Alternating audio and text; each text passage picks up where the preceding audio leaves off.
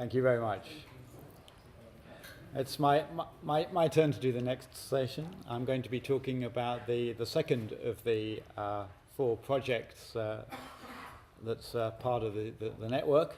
This one's called the Evolution and Resilience of Industrial Ecosystems, but yeah, for rather obvious reasons we call it ERIE. Hang on. Something is supposed to happen now. Right, I think that is, yes. Okay, good. So the project is aimed at developing complexity science models of industrial ecosystems. And the idea there is that we can think of networks of industrial organizations, of firms, of businesses as similar to an ecology, a natural ecology. And we can use some of the ideas that come out of ecology to understand such industrial systems. So our aims are to develop models of such industrial ecosystems, to develop a framework for generating and testing policies in such industrial ecosystems, and also to apply these frameworks and tools to specific case studies. I'm going to be talking about both of these.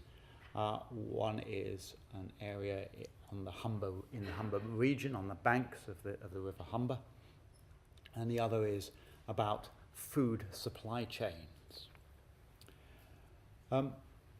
Let's just introduce the idea of why we want to think about industrial ecosystems. Our guiding idea is that we have an industrial network that would be made up of plants, of factories, possibly of farms and power stations and other such things. Those plants exchange material, products, the raw materials and so on. They exchange energy, the electricity, the gas and so on. So material and energy flows are in that bottom layer industrial network. But also there's a social network that is important. There is common ownership of firms. There is contractual relationships, buying and selling. There are all sorts of trade associations, trade unions and things of that kind that link together the people involved. And then also another network we can think of as the regulations, the laws, the local government, the governance, and so on, that is important in this network. So that's the third level. And finally, there are things coming from outside the system, the exogenous shocks and stresses as things change in the world. And the problem for a policymaker is how do you control this kind of system? And one of the arguments that I'm going to be making today is actually that's impossible. What we can do, the best that we can do, is what I'm going to call steering the system. That because we're talking about a complex socio-ecological system, we can't control it in the same way as we can control a car. The analogy is perhaps better trying to steer a wheelbarrow over a rocky path. We can do our best to stop it falling over. We do our best to stop it wobbling completely off the track. And in doing so, the way we want to do this steering is to take advantage of, to exploit the dynamics of the system rather than trying to work against it. So what I'm going to be talking about is how we might do that, and illustrating that with my 2 case studies. We have, in the ERIE project, been developing what you might think of as a framework or technique, which looks like this, in order to steer a complex system. We start, perhaps obviously, by trying to understand the system. One of the tools that we use to understand, as we shall see, is to build a model. And the talk before the break is also a good example of how one can understand systems by building models of them. Once we've got some kind of understanding of the system, then we want to look at what might happen in the future. I say what might happen because it's another characteristic of complex systems that making point predictions, saying that in 10 years' time the system will look exactly like this, is implausible and impossible. But what we can do is we can say, what are the sorts of configurations that this system might end up in? So, and then having done that, having looked at the different configurations that what we could end up in, we can choose which one or ones of those is the most desirable from a policy point of view. We can try and find the policy levers that will push, steer the system in that direction. And then we can design interventions to try and do that and monitor what happens in reality when we apply those interventions. But that actually isn't the end, because we want to go back and keep monitoring the system as a continuous and iterative process. And it's that kind of steering that I want to illustrate in the rest of this talk. I should say that it's important that because we're talking about complex systems, we can't guarantee that despite having done all this modelling, done all this intervention, that we will actually arrive at the scenario that we want. It's almost inevitably that we won't. And so one of the lessons that we need to learn with dealing with complex systems is that we shouldn't regard such that sort of thing as a failure to control. Rather, it's an opportunity to apply other interventions and complete the circle once again. So, let me move on to illustrate this rather abstract idea with one of our case studies. And this is a case study of the Humber region in North Lincolnshire. The Humber region is an important part of the UK economy. It's got something like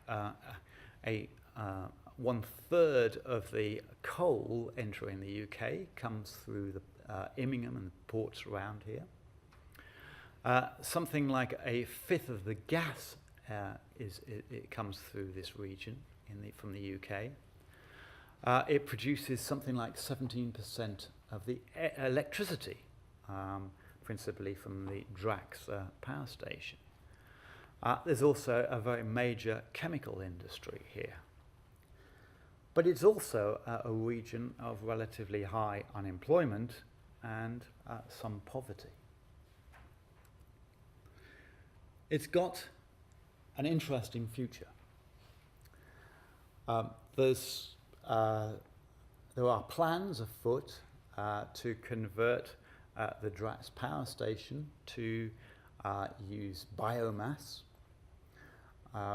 And Siemens quite recently announced that they were going to be using this area as the as the base for a very large offshore wind energy facility. There's also some increasing amounts of bio refining and biochemical creation industry. So there's lots of potential here for policy.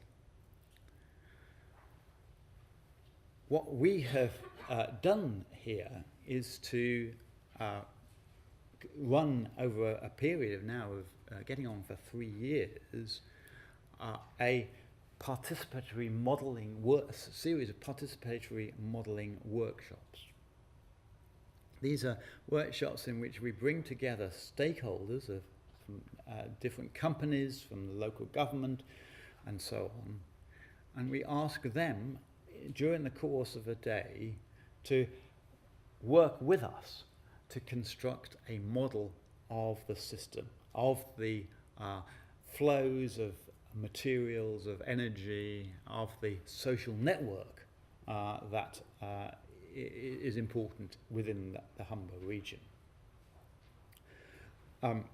What we actually do is to ask them to start off with the usual sort of post-it notes to identify what they see as the important factors. They group these factors into concepts. They look at the interactions, the connections between these concepts, draw a rough sort of diagram on a whiteboard, and weight the links that they've identified. So as a result of this, we end up with a system network. And here's an example. You can see here the different concepts in the boxes, the links between them, and this particular diagram is about energy, and the strength of the links indicated in a qualitative way by the colour and thickness of the arrows. So this was one view of the bio-based energy system in the Humber region. But that's not the end of the story. We then wanted to refine this view. We did that by face-to-face interviews with various stakeholders to provide more information, and as a result of that, we developed a better or more detailed model of the whole. But even that didn't satisfy us. So we then used another technique called motifs or archetypes, saying that, well, the nodes in our network consisted of plants, of factories, and there were some things which we can say must be true of particular different kinds of factory. So we identified sets of what we call archetypes. For example, an oil refinery, and we can tell from kind of logical and chemical knowledge what must be the inputs and outputs, the minimum inputs and outputs from such a plant, with the aim of capturing a model that is a more accurate, or network that's more accurate representation of what's actually going on in the system. And that's what we ended up with. It's far too complicated and small to see every detail there.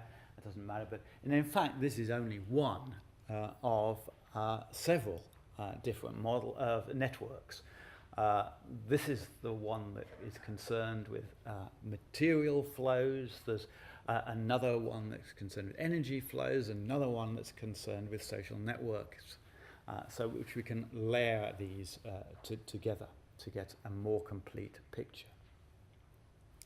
Well, what should we do with a network like this? Why is this important to obtain?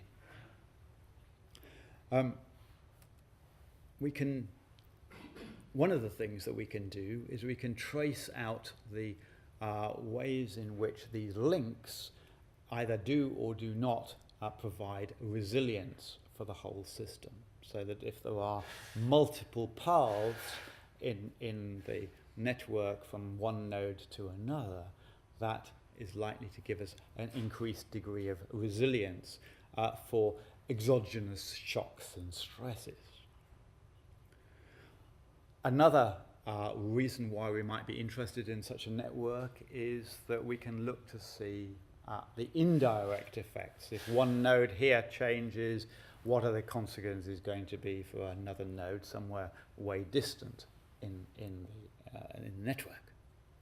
The third, and perhaps the most interesting aspect of having such a network, is that we can identify what we call control nodes. Let's just look at this very simple network of 4 nodes connected with links, as you can see at the top. Suppose that what we want to do is we want to control this network. That is, we want to make sure that we can see whether we can steer it in a particular direction. Well, we can see from the topology of the network, the shape of the network, that if we will need, in order to control all 4 nodes, we will need to control certainly node number 1, because the way that this simple example is organized, nothing else is influencing that. So we shall need to control that. And then we have a choice of controlling either node or a pair of the other 2 nodes, 3 and 4, or 2 and 4, or 2 and 3. Well, this is a very simple example with only 4 nodes. When it comes to looking at the kind of network that I just showed you, identifying which are the effective control nodes becomes much more complicated.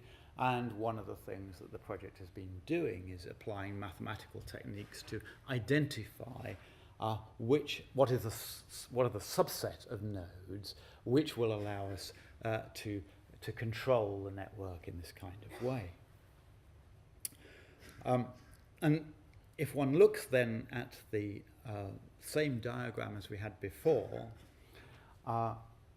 the nodes coloured now in blue are the ones that are identified as control nodes. And we can then take this, and have taken this diagram, back to our stakeholders in another workshop and look to, and ask them about which of all these control nodes are actually, in practice, things that they, as stakeholders, can control. Of course, which nodes can be controlled by will vary between different stakeholders. So central government may have control over some of these factors. The local businesses may have control of others, a local government yet others.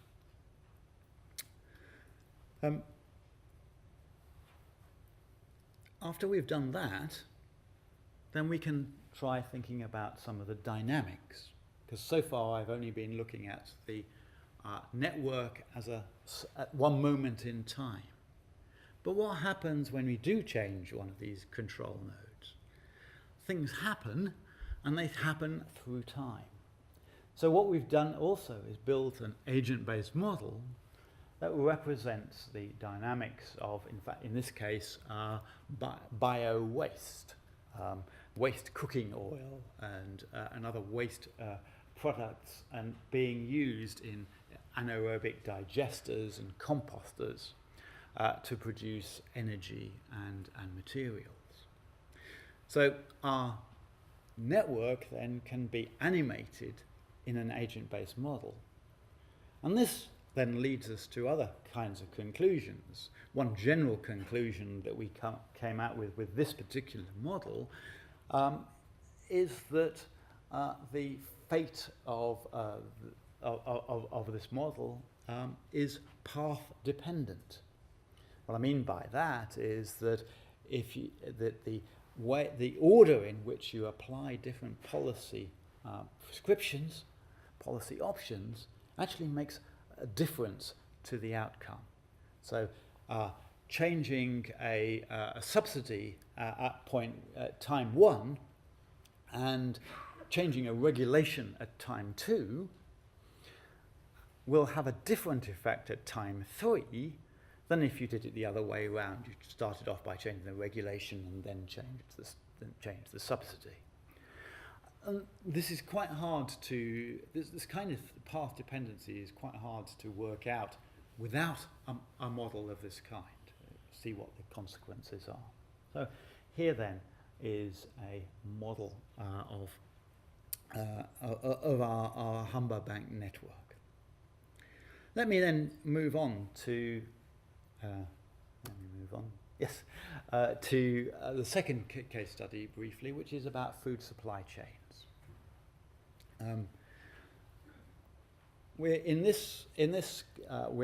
trying to develop tools to support industry and policymakers to investigate the risks to the supply chain, the food supply chain, and their effects, and to test various policy scenarios with the aim of increasing the system's resilience and also reducing waste. And particularly what we're looking at in this is the waste due to food scares. Just to illustrate what I mean by the food supply chain, let's look at a cheeseburger. This is just a list of all the ingredients that ultimately go up to make the simple thing that you go off to McDonald's to is an astonishing variety of ingredients, and that's why our food supply chains are so complex. Lying behind this list of ingredients is a very complex network of chains of supply that extend throughout the world. And when I say the world, here are some of the places that some of those ingredients actually come from. So, next time you go and get a burger, just think about what the global impact of that represents. Okay, so what happens if we have a food scare? While we're talking about burgers, it's estimated that the consequences of the horse meat scandal, which I'm sure you all remember, was something like 10 million burgers were wasted, were thrown away. That's a lot of food, and that was just one example. And there are lots of different kinds of food scare that can upset the food supply chain. Here's a typology that lists most of the kinds of food scares that we have experienced around the world in the last few years. And you can see that the wide variety of potential problems that could lead to food scares and to food waste as a result. This typology came out of a participatory workshop. Same principle as we did in the Humber Bank. We collected stakeholders together and got them to tell us about these kinds of food waste scares, or these kinds of food scares and their consequences and the way that the food supply chain worked. And from that, as again with the Humber Bank, we Humber region, we've developed an agent-based model.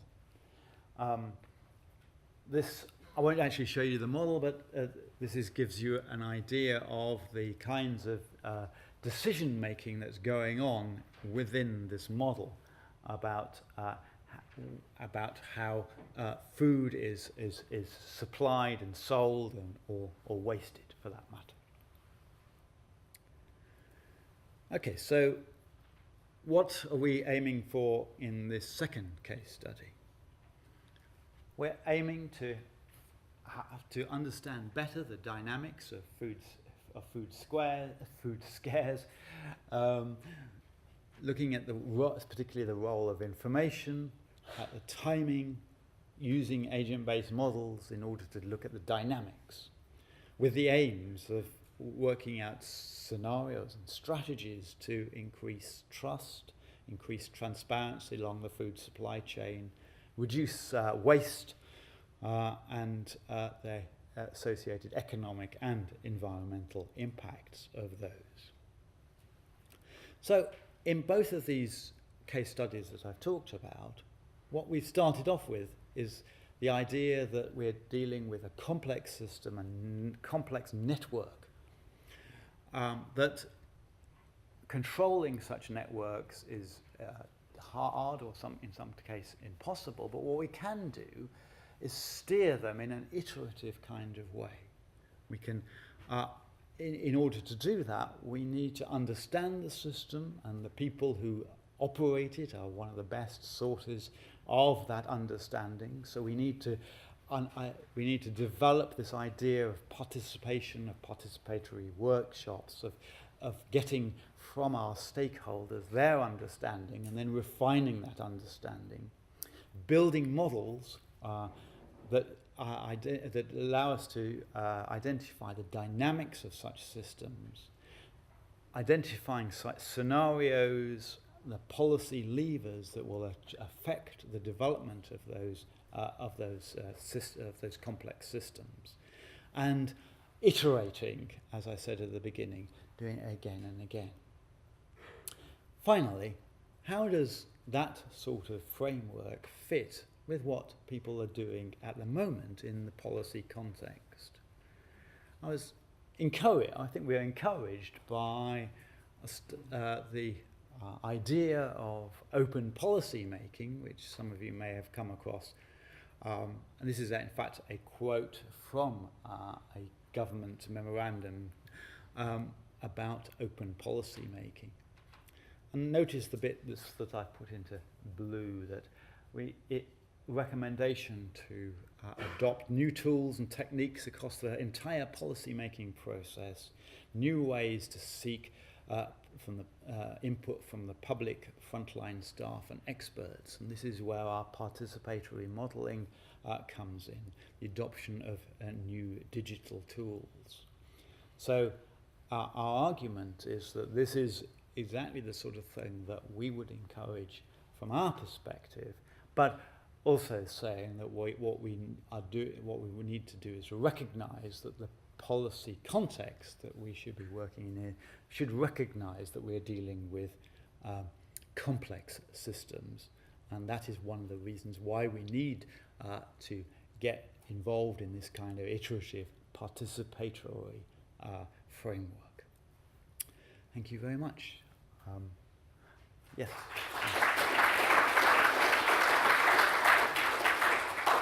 I'm actually got minus one minute in order for you to ask questions, but I think I'll stretch things a little bit. And so, if anybody's got a question that they'd like to,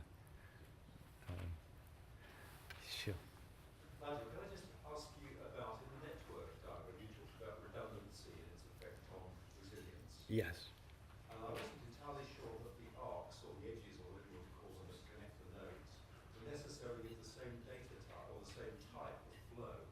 And I think to get resilience, you actually would have to have parallel paths of the same type of flow. Is that correct? Yes, I think that is true, and it's certainly the case that network diagram did have paths that were representing flows of different kinds. but there are some parallel paths as well, and also, one of the things that we can do is to increase the number of such parallel paths, I think. Yes, great. And then we must move on. Sure. I asked the devil's advocate question here. You're always a good devil. And my background's in economics. The free market economists would stand here and say, why do these economic systems need steering? They should just organise themselves if you created markets within them. Yes. What would you say to that? I would say that actually the systems that I'm talking about are complex systems, and with path dependency, with interaction, and so on. A free market system will work very well in a simple market in which there aren't any of those complications. The classic sort of perfect competition market, or the stock market for that matter, where there is little friction. But as I illustrated with the Humber region model, there's actually path dependency, there's hysteresis, there's all sorts of complicated things of that kind. The dynamics are such that just leaving the free market, one could leave it just to the free market, but you're not going to get the outcome that you may want as a result.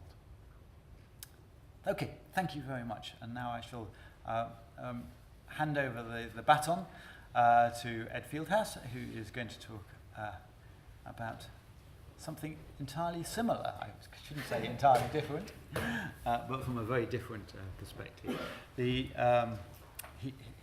Ed is from Manchester and from our third of the projects. Over to you, Ed. Thank you, Nigel. Okay, so as Nigel said, my name's Ed Fieldhouse. I'm a political scientist by trade from the University of Manchester. I'm going to be talking about the social complexity of immigration and diversity project and some of the implications, the potential implications for our project in terms of policy making. This is a collaborative project like the others, and it's a collaboration between the Institute for Social Change at the University of Manchester, the Theoretical Physics Group also at the University, and the Centre for Policy Modelling at Manchester Metropolitan University. And that diverse range of groups reflects the complexity of this project indeed. And some of my colleagues are here today with posters and demonstrations to show you a little bit more about the project and some of the emerging findings. We've still got a fair while to run on the SCID project. We are more than a year left, and the models that I'll be talking about are all still under development, and I will focus perhaps a little bit more on some of the questions and problems we're tackling, and a little bit less on actual findings because of that stage of the work that we're in. Most of you, or all of you, I imagine, will be well aware of the importance of immigration as an issue, not just in economic terms, but also in social and political terms.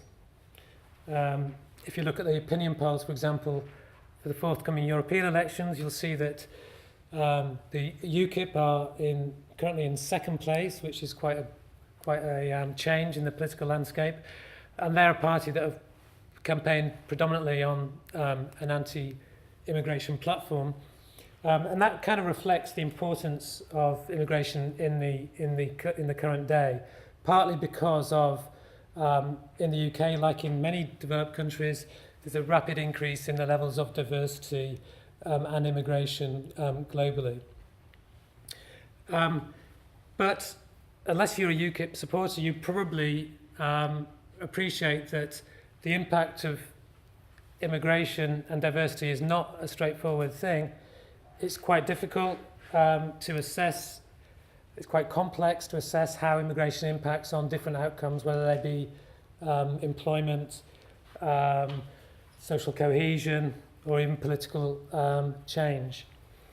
The kind of factor that might be important of wide-ranging They range from socio-psychological characteristics of populations, social class structures, the economic structure, the level of geographical and social segregation between communities, and also institutional arrangements and historical factors. So the ways in which immigration can have an impact is quite complex, and it will vary from context to context. And as you'll see, or as I'll be suggesting, this is a problem which is well suited to some of the tools of complexity science.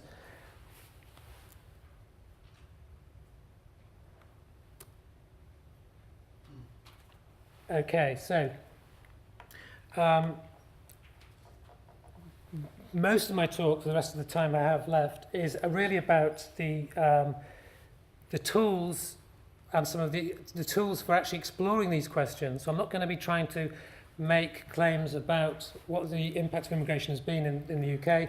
We're talking about the potential tools for actually understanding these problems and some of the domains, some of the problems, some of the issues that we've been exploring using a specific type of approach, which has already been referred to in an earlier talk, which is agent-based modelling or agent-based simulation. Now, as Nigel suggested, agent-based models are quite different to some of the conventional techniques for analysing social phenomena. You're probably familiar with statistical approaches to data analysis, taking observational survey data and looking from basically top down by using some kind of data analysis such as regression to understand the relationships within observational data, for example, from surveys. And that is based on average patterns across populations. And then you use those patterns to extrapolate what the implications of changes might be if the world was to be slightly different. Agent-based modelling is slightly different in the fact that it works from bottom up. So you are essentially using knowledge based on evidence about how populations behave.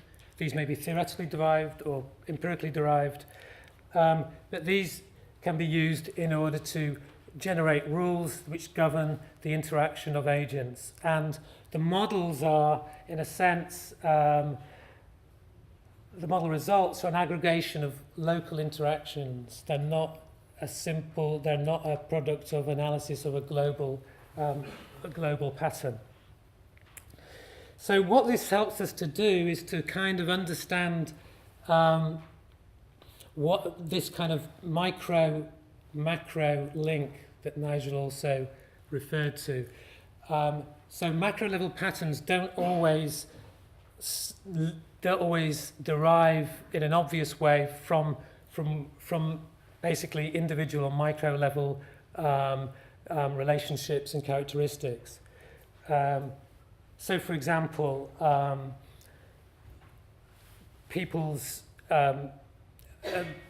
Robert Putnam argued that social diversity or ethnic diversity could be detrimental to social trust and social cohesion.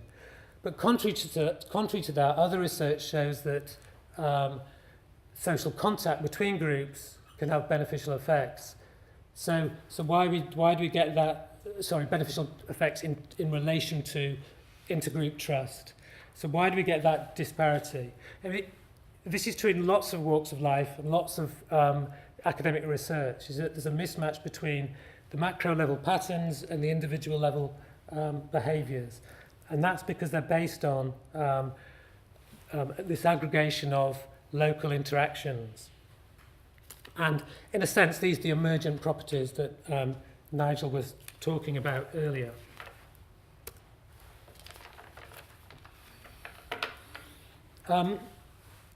So our project, the Social Complexity of Immigration and Diversity, has a number of aims in this area.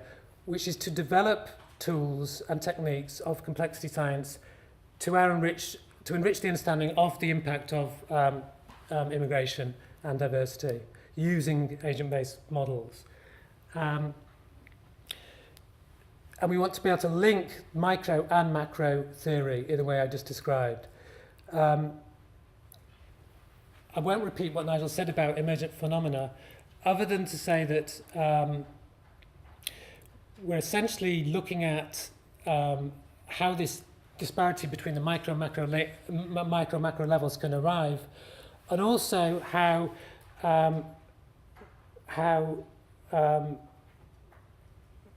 macro level patterns don't necessarily reflect or require particular processes to take place. So take the example of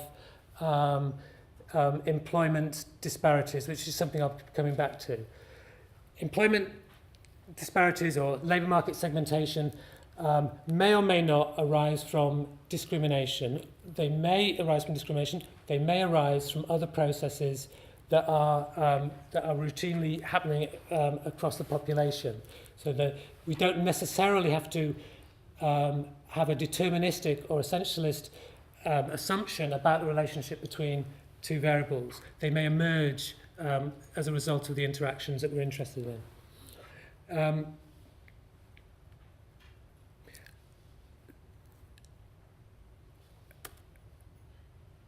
So, whilst using this agent-based approach, there are a number of challenges that we're faced with. And I'll start kind of bottom up on this slide, in fact.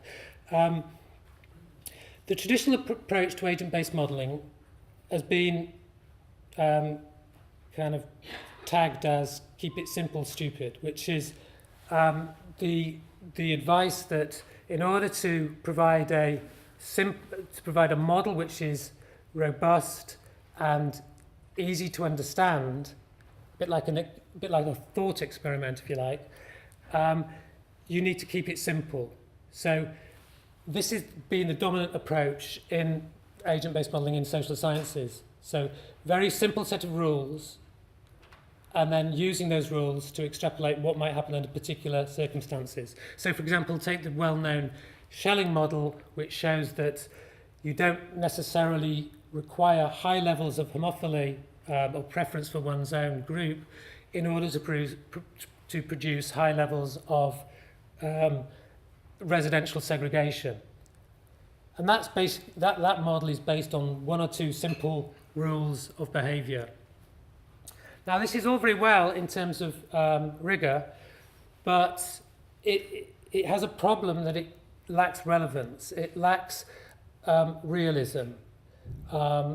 There's always the argument back, which is that things are much more complex than that.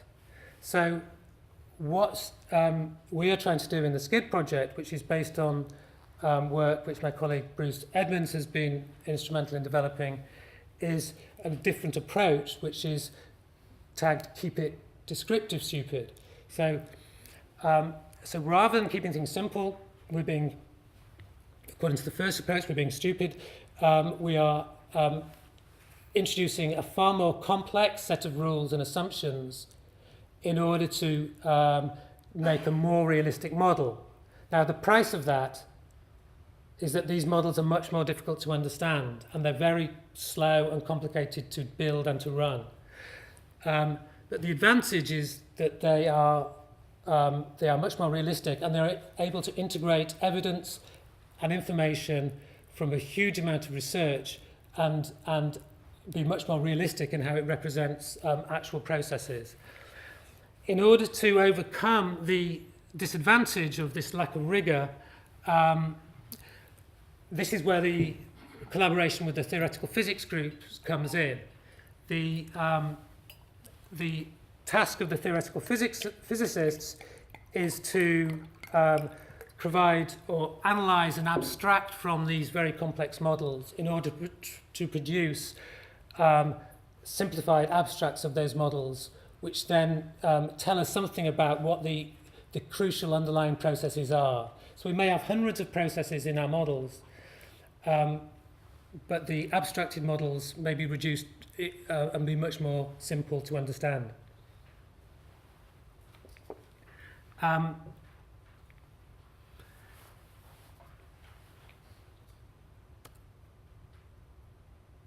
So what advantages do agent-based models in general and our more complex models in particular have to offer researchers?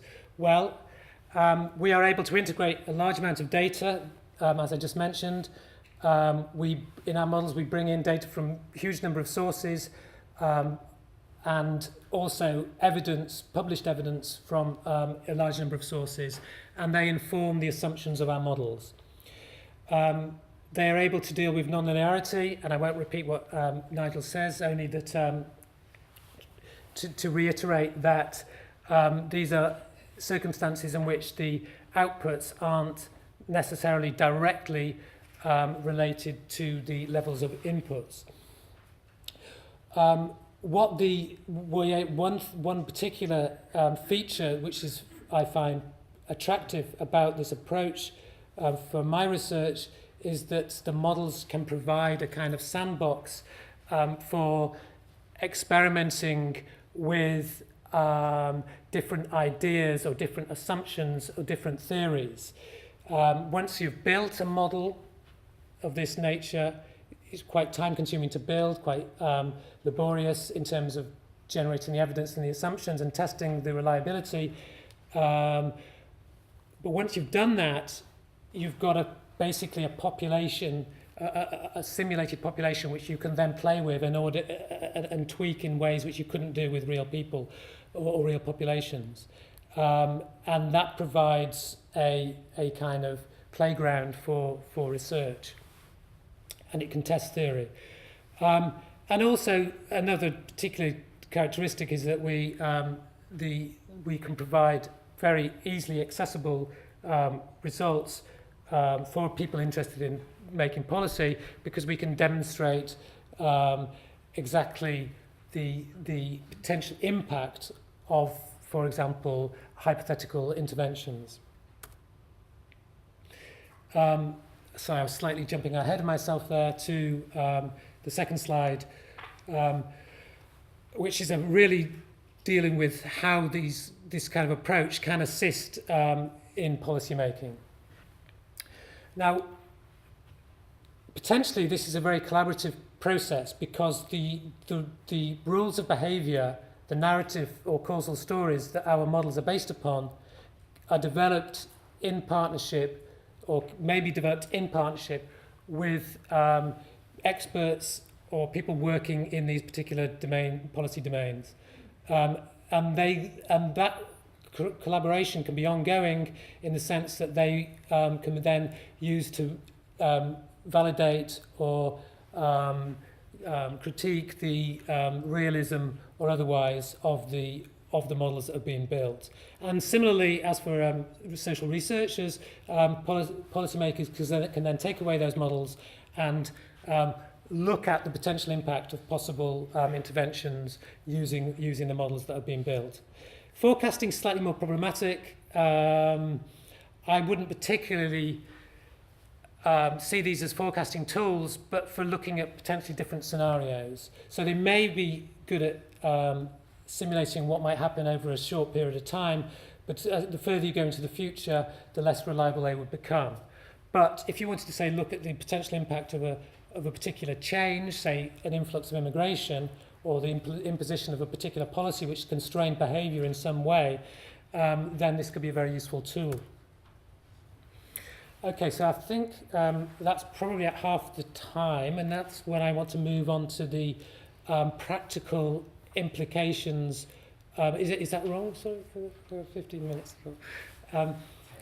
Okay, 10 minutes.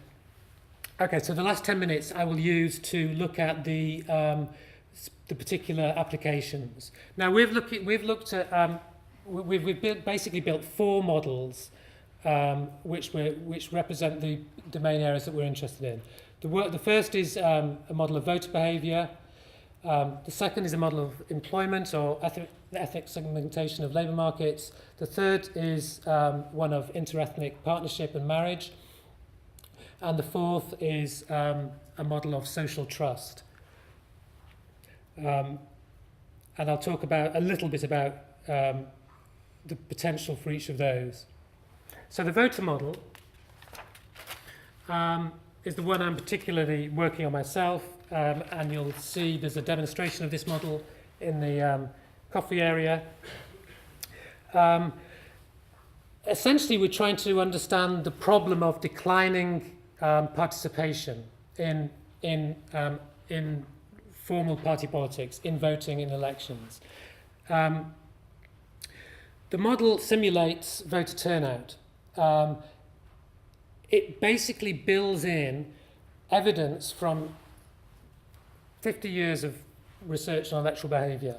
So it's a holistic model combining different approaches to understanding voter turnout.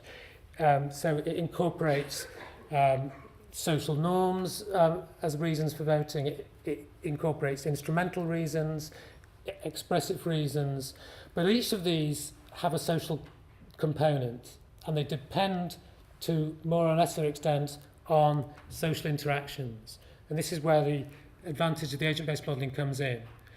Our model is essentially a multi-layered model.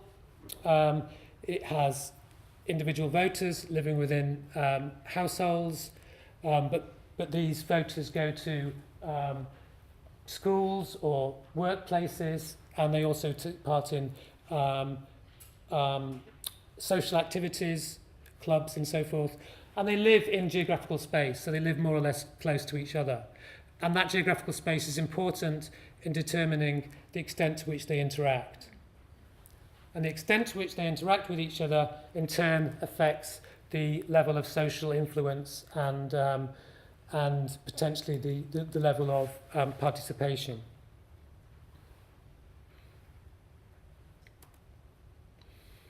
The kinds of question that this voter model is being put to includes how might immigration affect voter turnout in the sense that it changes network structures and so forth? What are the key drivers for increasing turnout? Is it duty? Is it competitiveness of elections or whatever? How would somehow removing social dimensions of voting, for example, by introducing internet voting, affect turnout in the long run? What might be the long-term impact of making voting compulsory for young people? And finally, what are the potential spillover effects of mobilising voters? That's get out the vote style campaigns. Will these have, as well as having effects on the individuals that are mobilised, will they have spillover effects on the wider population? That's one of the areas we've been doing the most of the work of late, and there's some interesting findings. Firstly, we've shown how sustaining reasonably high levels of turnout is very much dependent on some level of mobilisation by political parties. Using all the assumptions we know are realistic from electoral survey data about voter attitudes and voter behaviours, without any kind of input from political parties, it's very difficult to simulate stable levels of turnout. And this may help us understand why turnout has been falling over the last 20 years as party mobilisation has declined.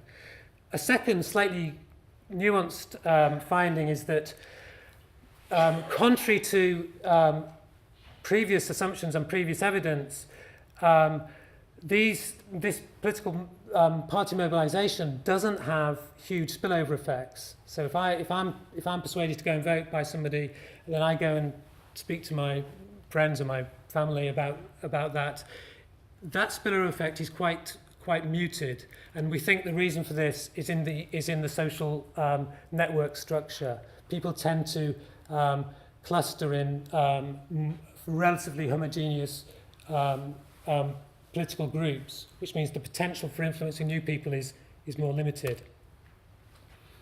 The employment model The second area of research, which Hugh Vasey's got a presentation on here today, is looking at the issue of why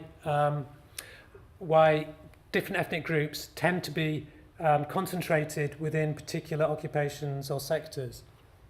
Now, this might be the result of discriminatory processes, as suggested earlier, or it might be something to do with the flow of information and the network structures that that new immigrants are embedded in. So the model actually explores the potential for, or the factors behind ethnic labour market segmentation. And it's particularly aimed at looking at low-skill labour markets, but it could be equally applied to other types of labour market. This just encapsulates some of the questions that were being asked. For example, how do particular groups get into niche occupations, or indeed into particular types of housing, for example? How does social mobility become blocked for certain groups? And how do people get stereotyped into certain types of job or occupation? I'm moving on quite quickly now because I'm running out of time. The marriage model, or the intergroup partnering, is an important issue because it's often seen as an indicator of social integration. But are levels of intermarriage or interpartnerships between groups a good guide to whether groups are socially integrated? Would low levels of intermarriage necessarily suggest that people are being insular in their attitudes, or might it reflect the social structures or the social networks that those groups are embedded in? So this model is trying to simulate those processes and trying to see what kinds of assumptions are necessary to produce the types of intermarriage levels that we see.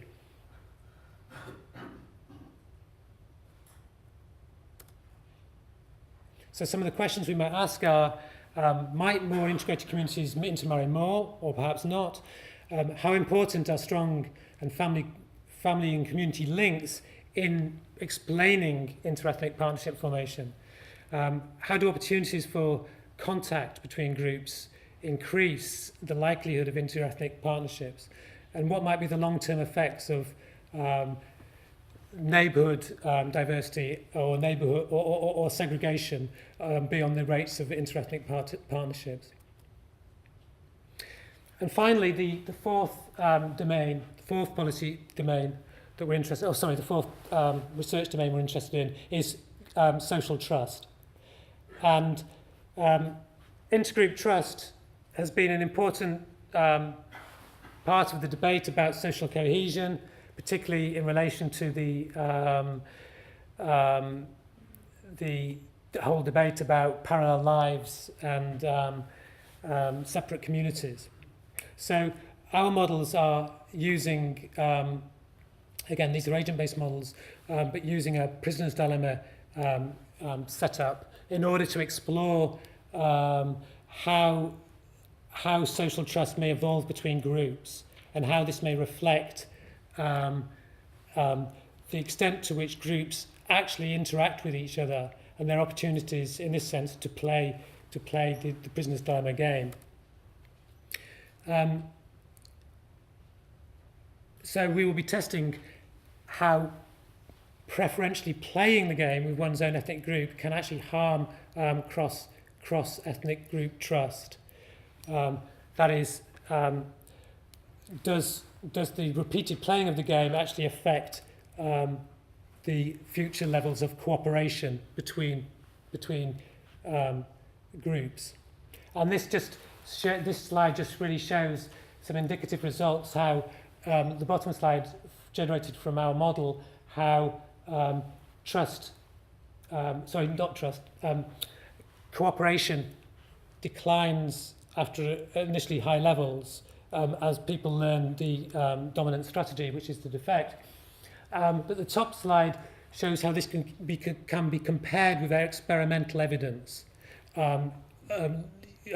Basically, taken from other research. Okay. I'm just going to finish by saying,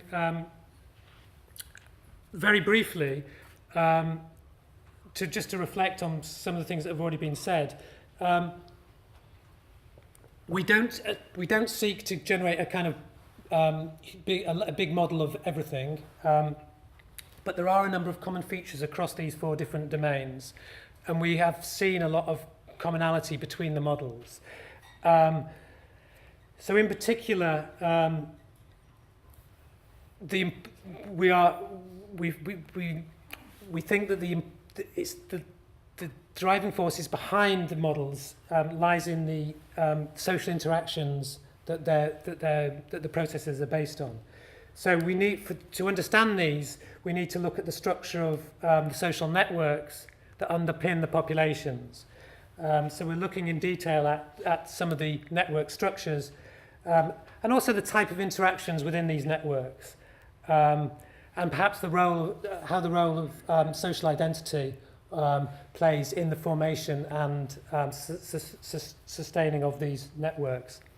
The second and final reflection is simply that these types of model can provide a useful tool outside of academia in the policy world, in the sense of the sandbox kind of approach that I was talking about earlier.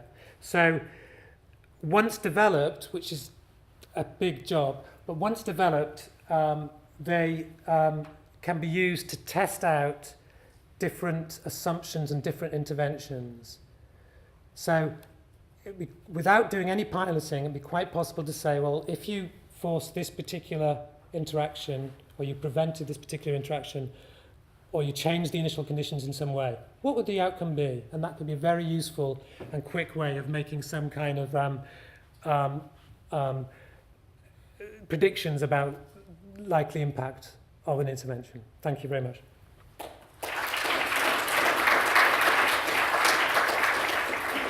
I realise I've used my 30 minutes, so I will defer questions till lunch and pass directly over to I'll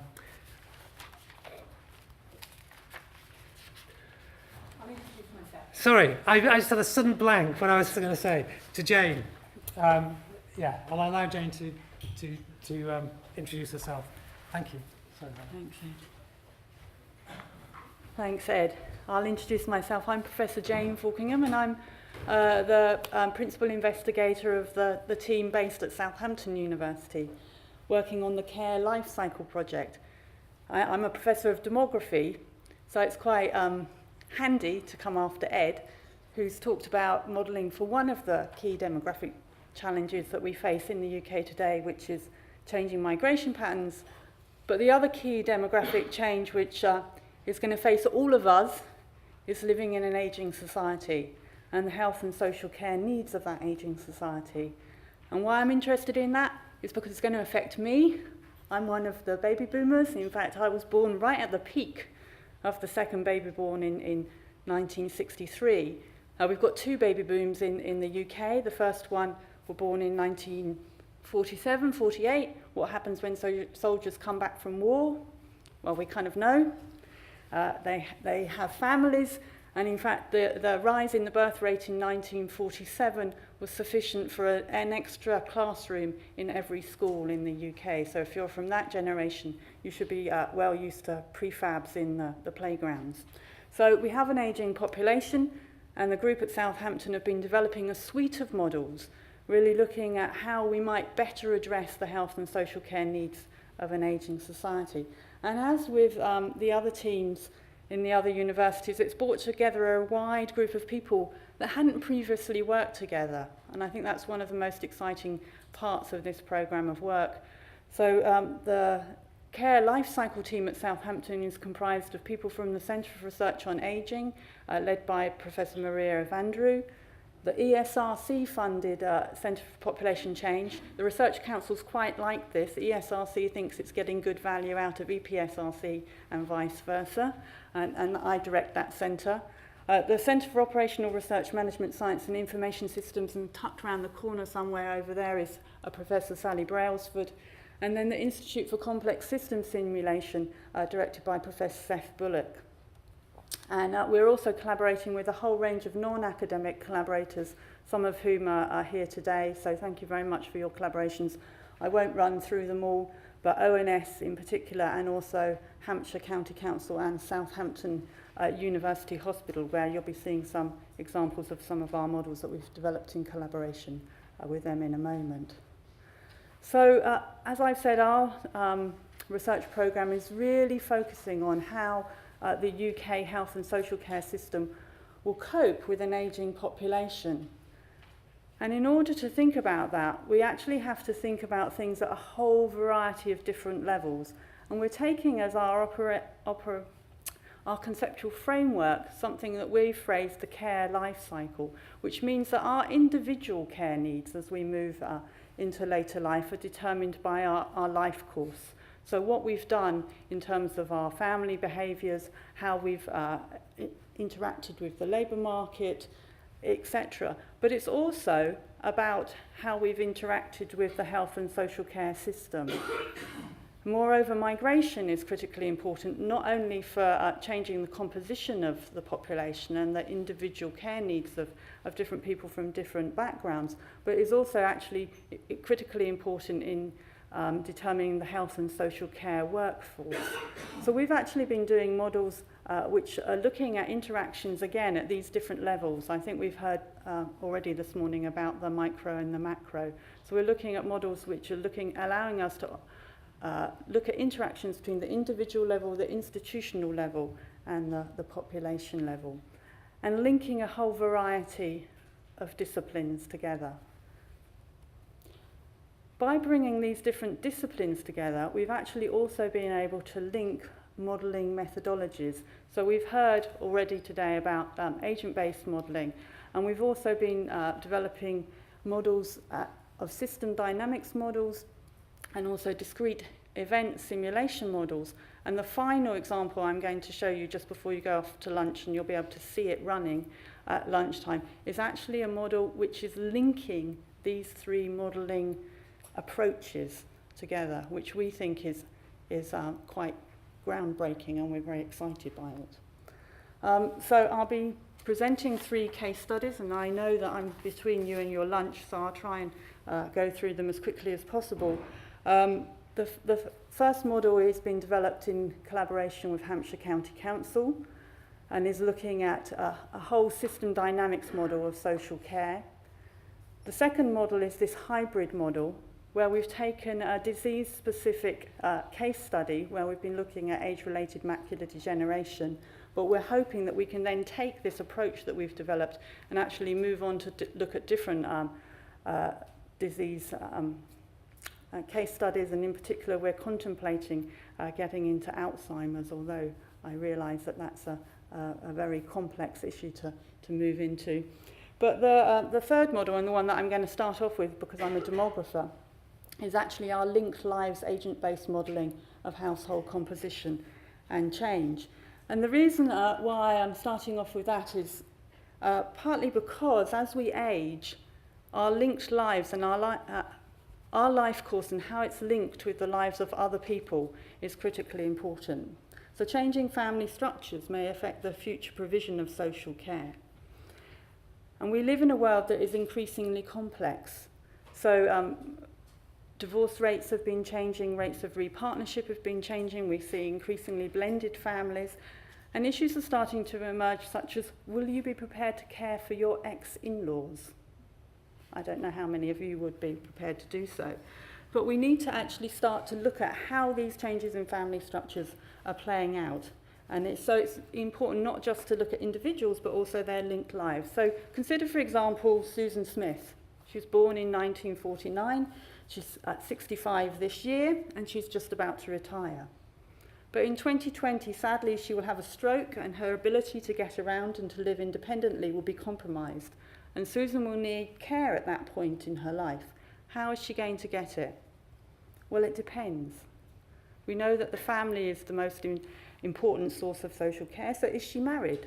Is her husband still alive and is he still healthy? Perhaps he'll be able to look after her. But are Susan and her husband still together, or did they divorce years earlier? Did they have children? Do those children live close by, or have they moved to the other end of the country, or indeed to another country? Perhaps Susan never had a family of her own, in which case perhaps she's looking towards her siblings and her nephews and nieces who might help her. Decisions that Susan made decades earlier about getting married or starting a family, and indeed decisions her parents made about how many children to have more than half a century earlier, will now affect her prospects for receiving care from someone close by.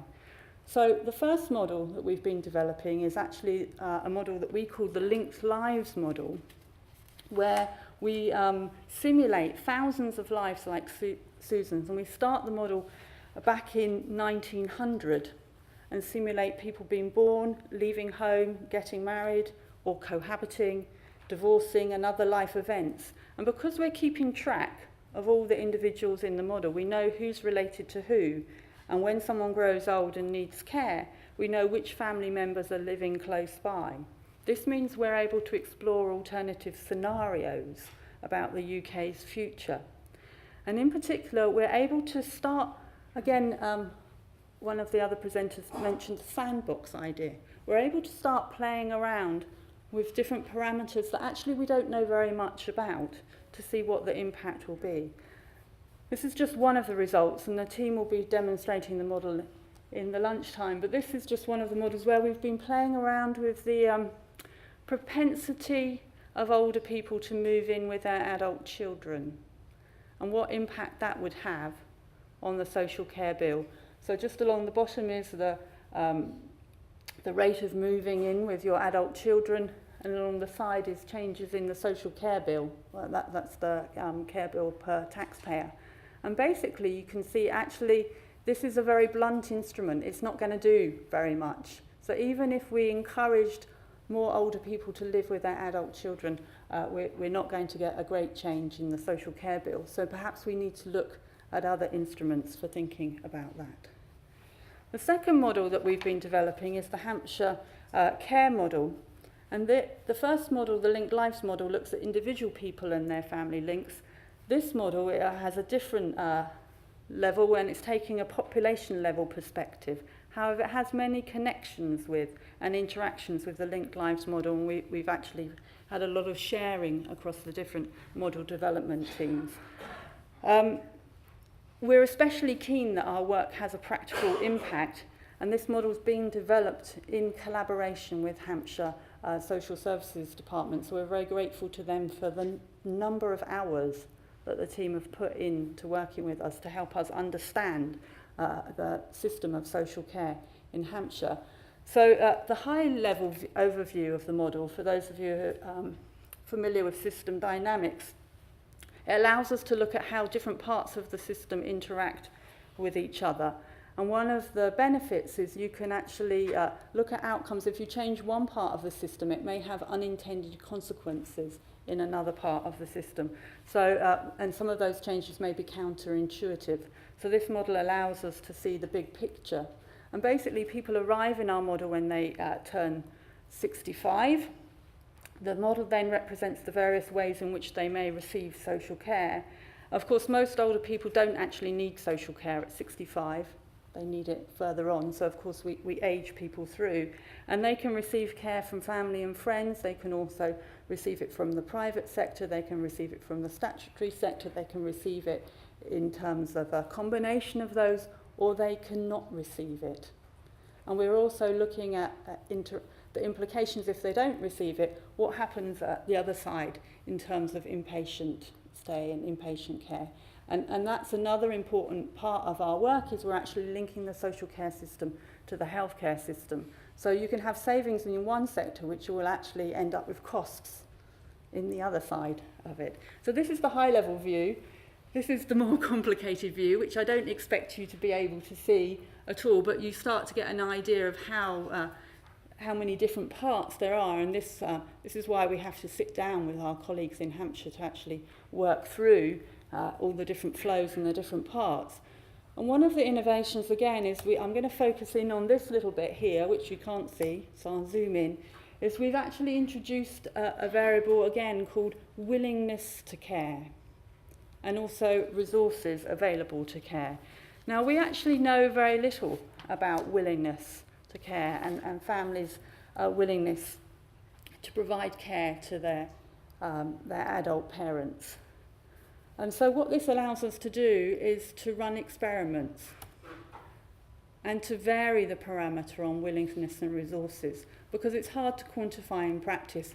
Although as part of our team we do have a PhD student who's doing a qualitative PhD, actually looking at how families are negotiating care, which again I think this is so exciting for me as a quant person to see quantitative social science coming together with qualitative social science in a way that I hadn't previously thought about. So we can vary this willingness parameter between 0, which means there's no family care available, and 1 where families are able to provide 100% of the required care.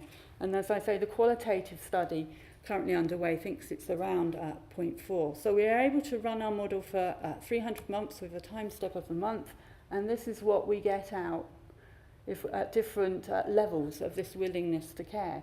Now, I don't want you to get hung up by the absolute numbers on this. This is just for Hampshire. So that's looking at the number of people who would need care according to these different variabilities. But I think what's the interesting thing to look at is actually the changes as it goes through. And you can see there's very little change actually in the amount of care that would need to be provided by Hampshire. When we vary the parameter from 1 to 0.8 to 0.6 to 0.4, which is where we think we are. But if willingness to care drops below that, then suddenly there's a step change, and there's actually a tipping point that if families were to change their behaviour, then there is a tipping point where actually we could reach a position where local social services are going to have a sudden increase in the demands that are placed upon them. Now, this is just playing with one parameter, and you've seen how complicated the model is. And Joe Vianney, I think, is somewhere in the audience, who developed this model along with Sally, and he will be demonstrating it at lunchtime and will answer all your questions. The third model, in the remaining 5 minutes, and I actually think this is the most exciting model because it's the most innovative, even though I'm very excited by the linked lives model because I'm a demographer, but actually this is starting to bring together these different modelling approaches. And we've got used as a case study research into an eye condition called age-related macular degeneration. And we're hoping that this model is demonstrating the links between health and social care. And as I've said, it's a pragmatic combination of approaches, combining agent-based system dynamics, discrete event, and micro-simulation. So why did we choose age-related macular degeneration? Well, there are 2 reasons. One is it's the most common form of sight loss amongst people over 60 in the UK, and there's about 250,000 people diagnosed with it.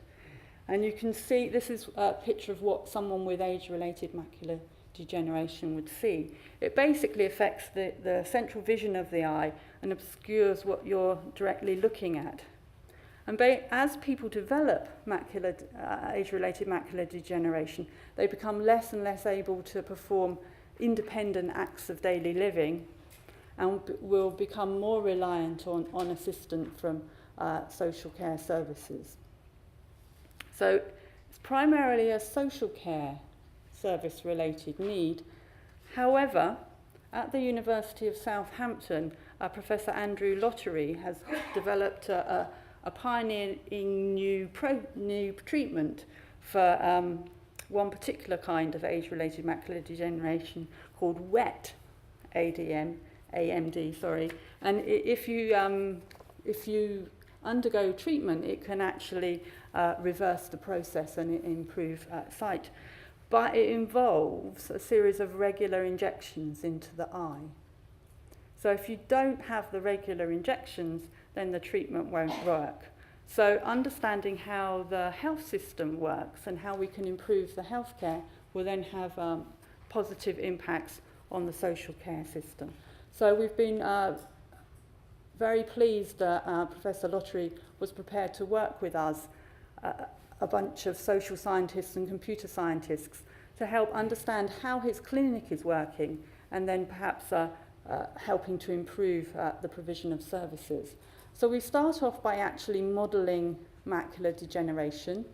So we're right down at the level of the eye, and we start modelling how many people are actually going to get macular degeneration. And then we model where they're living, and you can see, again, this is in Hampshire, but they're primarily clustered around the urban centres. And the majority of people in Hampshire who develop age-related macular degeneration will end up using the services of the Southampton University Hospital Trust. So then we model the clinic, and again, this will be running at lunchtime, and you can see people running in and out of the clinic. This is a more kind of classical, I would say, OR type model, where you can actually model the patients coming in and out of the clinic and the waiting times, etc. But if waiting times get too long, people go home and don't have their injection. And so what we've been able to do is to see how the clinic is operating and what changes we could introduce into the clinic that would improve the operation of the clinic. For example, the introduction of a new camera, which reduces the waiting time, is one thing that we've highlighted. The other thing we've highlighted is actually the hospital transport. Very often people don't get to the hospital on time because the hospital transport is failing. But if you miss your injection, then you have worsening AMD, then that increases the need for more care at home. That puts more pressure on the social services, which then creates more pressures on the transport system, and etc. So you can go into a negative loop, and that's what our model has demonstrated. But the model has also demonstrated, just by making small changes to the way in which we do things, can actually lead to significant improvements in the level of service and improvements in the level of social care. So this is a real interaction between the health and social care system. And these are just some examples of some visualizations that the model produces. So just to summarise, at the University of Southampton, we've brought together people from a range of different backgrounds: demographers, gerontologists, computer scientists, operational research, complexity scientists, and are developing this suite of models. And the models are now starting to talk to each other. So again, just as Ed said, we don't want to develop a grand model that will allow us to look at health and social care. But actually, as we've gone forward and have been developing these individual models, it's clear that the outputs of one model will inform the inputs to another model.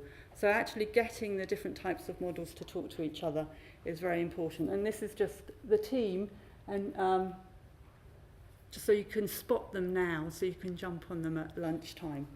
So thank you very much.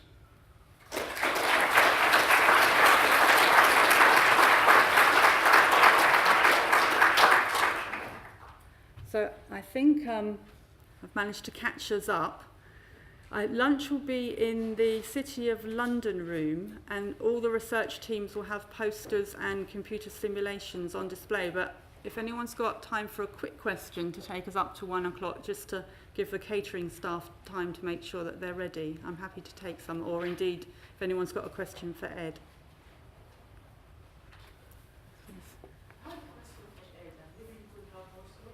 I noticed that he kept relating immigration and diversity. I just wanted to ask, in the absence of immigration, would diversity not still be an issue? So would diversity still be an issue? Would it not still be an issue in the absence of immigration? Well, certainly, yeah. I think that's why we say innovation and diversity, because I think it's two quite different things going on. There's phenomena which vary between groups, and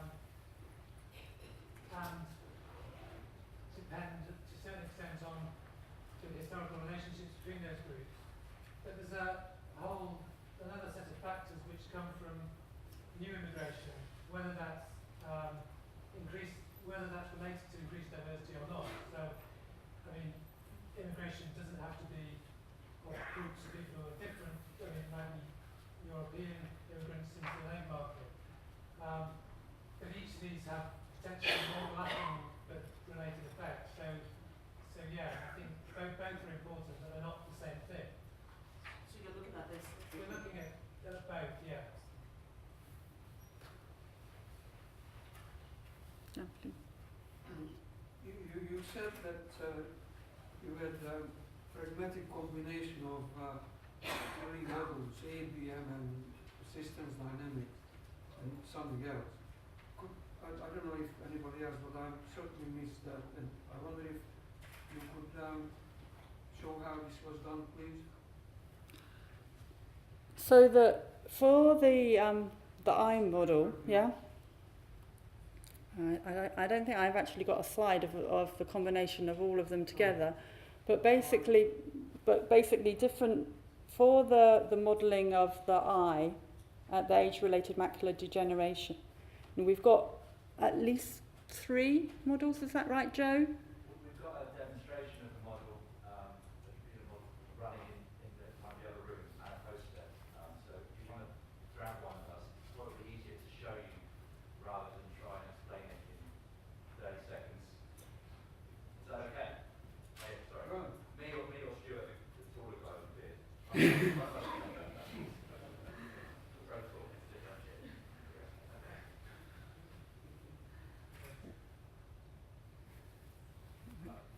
Earlier, Ed mentioned the non-linearity problem, but mentioned also abstracting and simplifying.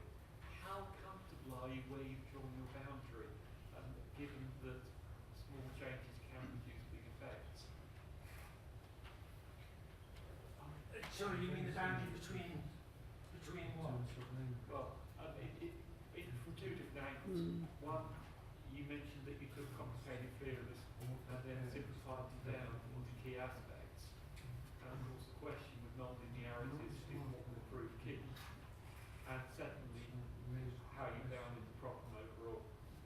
Yeah, and that's a good question. Would it be worth you going up onto the stage so that Yeah. I was going to deflect the answer. And it might also be worth saying that within CLC we've also been looking at those issues and particularly issues around uncertainty. And I think in the breakout group, Eric, is that right? You'll be going through some of those more technical issues again. But I mean, I've been looking so far at this complex model, and we're looking at how to a certain extent how reliable that is across different assumptions. The physics team have been working in parallel on trying to analyse and understand which factors are actually driving the complex model and trying to replicate the results, but with a much simpler version. I think Bruce can probably tell you more about that than I can, that part of the work. And Bruce would be, well, I think he's here now, and would be able to explain that more by the posters, I think. So sorry to deflect that slightly, but I don't have a full answer because I've not had a chance to fully take on board the work that the physics team have been doing so far.